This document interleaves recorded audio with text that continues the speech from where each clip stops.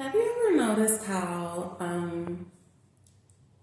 most people who we would label as narcissists, or most people we would label as, um, I guess, tough to be in a relationship with, uh, usually the first thing that is a telltale sign that they are a little bit on the extreme side when it comes to certain things is they will talk about loyalty all the time. Like, my last girlfriend, she wasn't loyal, or my last boyfriend, he wasn't loyal, or, loyalty is the most important thing to me. Trust is the most important thing to me, and all of these kinds of things. And maybe it's not trust, maybe it's fill in the blank, some other thing. Whatever that person harps about as being the most important thing to them, it's a telltale sign again that they lack that thing within them. They're not loyal to whatever it is that they want for themselves. They don't trust themselves. So they're outside of themselves looking for all of that kind of stuff. I remember my past relationship, that was one of his big things, trust and loyalty. And it's like, and he was looking for me, because to them, when they say trust and loyalty, what they really mean is, how willing are you to abandon yourself for me? How willing are you to abandon your morals and your values and what you want out of life? Your energy, your essence, how much of yourself are you willing to give to me? And that's how they measure loyalty and all those different kinds of things. For me, if I were to ever, because I don't use the word loyalty, but if I were to ever use the word loyalty, to me, loyalty would look like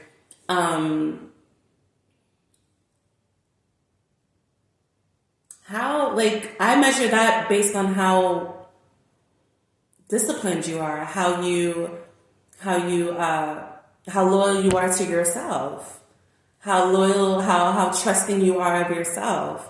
Are you calm in every situation? Because that's the only way that we can measure trust and loyalty. How are you when you interact with the world? I'm looking at you. I'm not looking at how you're reacting to me. I don't matter. I matter, but I don't matter when it comes to that kind of stuff.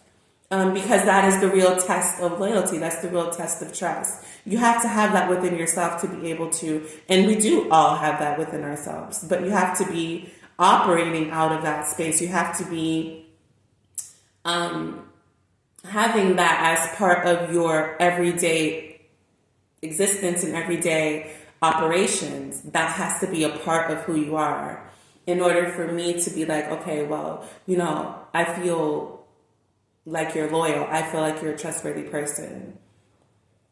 But if I don't have that within myself, then I will never be able to recognize that within you. And so that is also the other part of it. So the thing about it is, I personally don't get caught up when somebody talks about loyalty and all that. Like, that is not a way that the narcissist can get me to behave the way that they would want me to behave. But that's not a trigger for me. That's the word I was looking for. That's not a trigger for me. That's not it doesn't pull at something inside of me and I'm like, oh, well, what if I just change this little thing? Or what if I just, and maybe at some point it was, because, as we go through this journey of healing and changing, we kind of, I don't know about you guys, but I forget who I used to be. I can oftentimes forget that maybe at some point I was that woman or I was that little girl, or I was that woman, that lady who would hear somebody will say, you're not loyal, or I need trust in this relationship, and I don't feel like you're showing me enough trust, or I don't feel like that there's loyalty in this, and in order for this to work, that's what I need. And when somebody says that, I'm sure at some point in my life, there had to have been a time where I said, okay, so let me try this, and let me try that, and let me try this. And that has led me to the point where I'm at now, where I realize, let me try this and let me try that. You'll be let me trying for the rest of your life and the rest of that relationship, because that person will never be satisfied Why? Because they are looking outside of themselves for things that they need to have within. They need to cultivate within. It starts inside and then it pours out. So once you feel trusted, once you feel like you can trust yourself, you'll feel like you can trust everybody in the world. Once you feel like you're loyal to yourself, you feel like you have everybody's loyalty.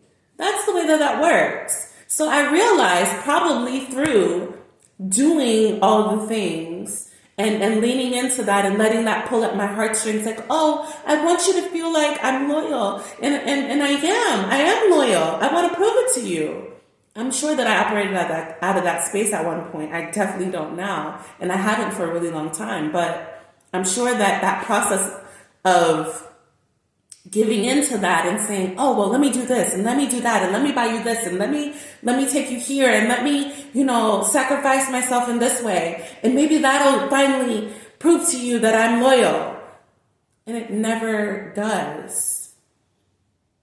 It never does. What it does is it actually makes that person more demanding. It actually makes them more resentful of you. It actually makes them more bitter because they're realizing they can see they're not crazy. They can see that you're trying. Every effort that you make to try, they see it. And so if they have 1 ounce of humanity within them, they're going to say to themselves at one point, I see them trying. And I see them trying really hard. And I still don't feel loved. I still don't feel like I can trust. I still don't feel like this person is loyal. And it does something to them. It bothers them. It makes them angry. It makes them bitter. It makes them resentful towards you. It makes them look at you like, what's wrong with you? What's wrong with me? Because they don't want to ask themselves that question, what's wrong with me? They're going to look at you like, okay, you're still not doing enough. Do more. Do more. Do more. Do more. Do more. And there's never going to be enough more. Until we realize that for ourselves, we're going to continue to be pulled into those types of things.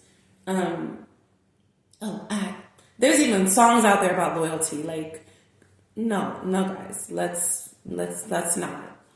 Something else that I want to talk about is, for me, I'm starting to realize, like I said before, I think in other videos, there are layers and there are different reasons. When I say layers, I mean different reasons for why every person, every individual is going to want to stay in a relationship that is not beneficial to them, is going to want to continue to try.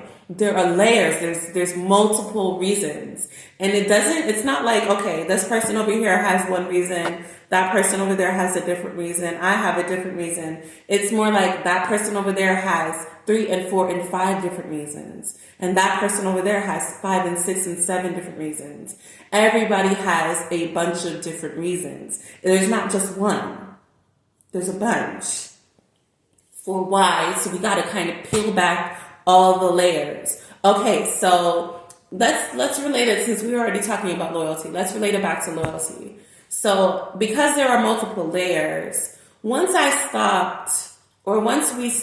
we peel back the layer of, okay, no matter how much I give to this person, they're never going to see me as loyal.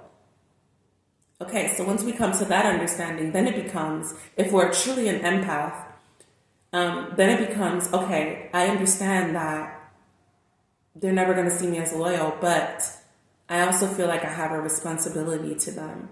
I also feel like I owe them something. I also feel like because we're in this space together, that I need to help them. I need to experience this with them. I need to help get them to the point to where they can realize for themselves that it's really within them. And so that becomes the attachment. That becomes the layer that we need to pull apart. And I think for me, that's what I needed to realize. I had already healed I'm not going to pour into you more than I'm pouring into myself. That's just not going to happen. The way that it's going to work is I pour into myself. The overflow is for you. And then once I stop overflowing, then clearly that's a red flag. I need to go on about my business. That's how I've been operating. But then I realized, okay, But then I feel this guilt and I still feel this connection. I feel this soul tie. This is where soul ties really come in. It's because you have this thing inside of you that feels like you need to stay connected to that person. It's not about any of that other extra stuff. We can easily sleep with a person and not have a soul tie to them if we are conscious and aware of what is really going on in that situation. What are we really doing here? What are we really exchanging? When you go in it thinking you're going to get something that you're never going to get, that is when you become soul tied to a person. Because now it's like, I believe that I'm going to get this. And if I'm not getting this thing, it's because I'm doing something wrong. It's because we need to change something. You need to change. I need to change. We need to change the situation. So I can get this thing that I know for sure I'm supposed to be getting. But that's not it. Any interaction that we have with a person, the only thing you are supposed to be getting is an experience. That's it.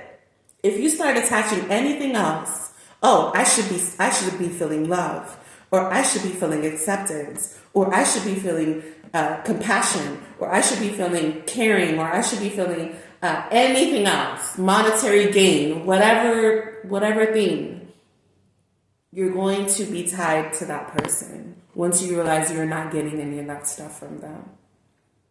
And so once I personally began to realize that and accept that and come to an understanding of that, I realized that there truly are layers that we need to pull back. And once we finally do, then we can be free. We can understand why we're getting into relationships with people. Another thing, I wanted to make a separate video for this, but I think it kind of fits in here, so I'm gonna go ahead and throw it in. Don't F the help. One of my mentors said that to me. And this is like, it was something that he said often. And basically what it means is people come into our lives, and especially when you get deep into the spiritual journey and all this, and you realize how connected we all really are, you start to build a sense of responsibility for other people and their healing. And you start to feel like, okay, well, coming into my presence, you should be healed. And if I can't heal you, then I'm not a healer. Then I'm not, as far as I thought I was in my journey. And we start becoming attached to other people's healing. And so we start feeling obligated, like, okay, you're here.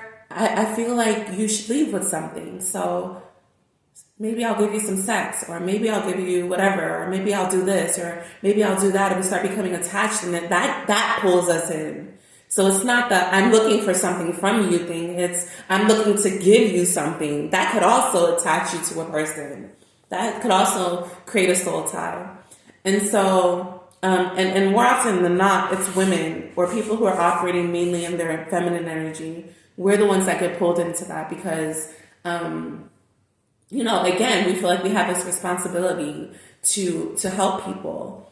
And that responsibility, that feeling of that sense, you would think like a sense of responsibility would be a good thing. Like it kind of goes back to loyalty too. Like if you're loyal to this person, you should help them until they can get onto their feet. No, we offer everything that we can in a space. And then when we start feeling energetically, okay, this space is no longer vibing with me. I'm no longer vibing with this person. I feel like I've given enough. Maybe just smiling at that person was all you were supposed to do. But we take it from, you were just supposed to smile. That was the instruction. God came down and he said, go to that person and give them a smile. They just need a smile for today. And you smiled, but then you gave them your number and you guys started talking and then you had sex and now you have kids when you were just supposed to smile at them and keep it moving. And so that's the point. That's the idea of don't F the help, right? And it's not to say like, everybody is there to be helpful to you. No, it's a reciprocal kind of thing. And so stop dragging, basically the message is stop dragging relationships further than they need to go. And that was a lesson for me. I needed to understand that because I was in that, oh, well, I'm at a point now where I want to help people. I want to pour into people the things that I've learned. I want to share with people the things that I've come to an understanding of, because I know what it feels like to be in an empty space. I know what it feels like to suffer and not understand why I'm suffering. I know what it feels like to go through all of these things. And now that I've gone through all of that as a healer on the healing journey, on the healer's journey, on the healer's path, I've come to realize that I developed that sense of responsibility. I need to help people. I need to become a part. So then okay, it's one thing to have that desire to want to help people. So I realized that I was getting myself caught up in a different kind of way. So it wasn't that, I was attached to somebody else thinking that I was trustworthy. I was attached to thinking that I had a responsibility to other people. And while I do, and while it is important that I'm trustworthy, I don't need to be attached to that. All I need to do is worry about making sure that I continuously produce behaviors that are trustworthy, and I need to make sure that I always keep an intention of helping, and that is going to take care of all of that, all of my responsibilities. I don't need to go out of my way. I don't need to prove anything to anybody. I just need to be. And understanding that was the key for for me healing, and for me getting to the ultimate place of healing, to the ultimate place of peace, for me to finally get to the point where I could let go of a toxic relationship and realize I don't have a responsibility to you. I only have one to myself. And even though I understood that, I still was thinking my responsibility to myself is to be there. And if I don't produce a harmonious relationship with you, it's because I failed. I actually believe that it's because I failed. I failed as a healer. I failed. That means that I haven't healed enough, because I should be able to get along with everybody. I should be able to exist. And that is true. I should be able to get along with everybody. But that part of don't F the help comes into play in the sense of I should be able to get along with everybody, but not everybody should have access to me on a daily basis. And that was my mistake. Moving in with that person, allowing them to have access to me on a regular basis, allowing them to be in the same space with me to where their energy started commingling with mine. That was bringing it too far. We were just supposed to have a very casual relationship. And I knew that from the beginning. And also, the other way that I got caught up was, even though I knew that from the beginning, I had a conversation with him and I said, we're going to go into this as roommates. We're going to go into this as, a partnership, because I know in my head, one, I would never want to be with a man who wants to do 50-50 or wants me to pay for anything. He should be able to pay for all the things. He should be able to support me. And if he can't, that's not a man I want to be in a relationship with. So I know that I needed that. And that was not something he could provide at the time. I realized that through a conversation, through me analyzing his energy and analyzing what he said. And so I already knew all of this going in. But I had convinced myself that I really want to help this person. And even though I know that we can't be in a relationship together, and even though I know that that's what he wants, and that's not what I want, I'm still going to move in. Even though I said it's under the roommate thing, because that was truly and purely my intention, for us to be roommates. And then I was open. Okay, so once you start hanging around me and you start changing, because that's naturally what's going to happen when you come into my space, I thought that my energy would be able to change him. And I knew that it was going to, because it did. But I underestimated the importance of protecting my own energy. I'm realizing, and I learned the hard way, that I can't be in the same place, lay down in the same place, exist on a regular basis in the same space as somebody who is not energetically aligned with me, regardless of if I'm aware that we're not energetically aligned, and I'm aware that this is not something that I want, and I'm aware of all those things. Even though I'm aware of all of that, I still should not put myself in those types of positions. And so that was the key lesson for me to learn. And I think that that's the key for a lot of us. We get to that point of healing and we think the work is done, but we're still attracting these types of relationships. It's because we have that healer's mentality. And that's what we need to overcome. Understanding what it truly means to be a healer and how we can operate in our authenticity and not be taken advantage of, or not be burnt out, or not put ourselves in harm's way in order to heal and help others. And so I got to log into my class, but I'll see you guys in the next one. I'm actually preparing myself energetically to do this next video because I need to talk about abortion, and it's going to be hard, but it needs to be done. And so look out for that. Till next time, guys, be well.